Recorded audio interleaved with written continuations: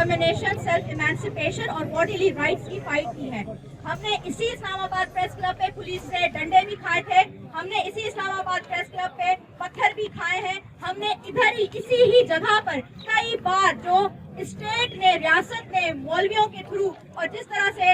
Religious right wing का इस्तेमाल करके औरत मार्च को अटैक करने की बार बार कोशिश की, हम ये अपना प्रोटेस्ट उस तमाम मजालिम के बावजूद भी यहाँ पे अपना रिकॉर्ड करा रहे हैं, क्योंकि हमारा पहले दिन से एक ही मकसद था, और वो ये मकसद था कि औरत के जिस्म पे, उसकी सोच पे, उसके इख्तियारात पे, उसके अपने बॉडीली राइट्स पे औरत के अपने सिवा किसी और का कोई हक नहीं है। ये हक उसको खुदा ने भी दिया है, ये हक उसको पाकिस्तान के कानून ने भी दिया है। तो जाहिर सी बात है कि कोई भी जज, कोई भी काजी, कोई भी मौलवी, कोई भी प्राइम मिनिस्टर, कोई भी जर्नल या बाजवा, इस तरह के कोई भी लोग हैं, वो ये इख्तियार उस औरत से नहीं छीन सकते। ये एक नेचुरल राइट है, और ये हमारा राइट उस वक्त से शुरू होता है जब से हम पैदा होते हैं, जब से हम सांस लेना शुरू करती हैं। आज इस पूरे अफसोस की बात है,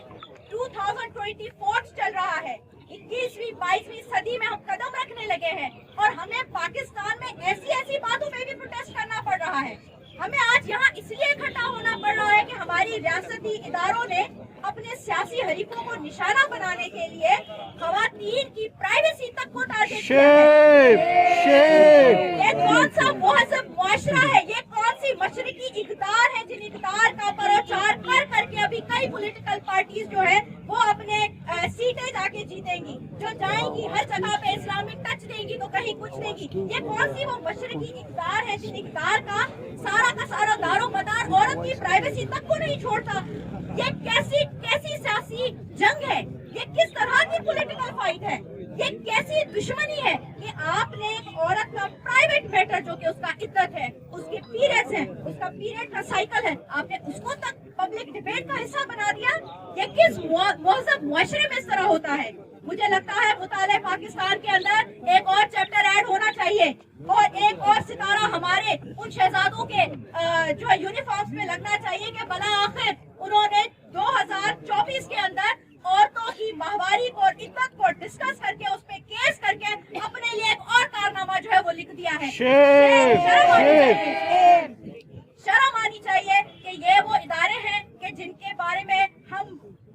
इतने इमोशनल हो जाया करते थे, ये वो इदारे हैं कि जिनके लिए इतना ज्यादा इस मुल्क का पैसा लगता है, और ये वो इदारे हैं जिन्होंने उस तमाम पैसों को या इस मुल्क में मौजूद खवातीन और मर्दों, उनकी सिक्योरिटी को छोड़ के खवातीन के प्राइवेट मैटर्स को पब्लिक डिबेट का हिस्सा बना दिया।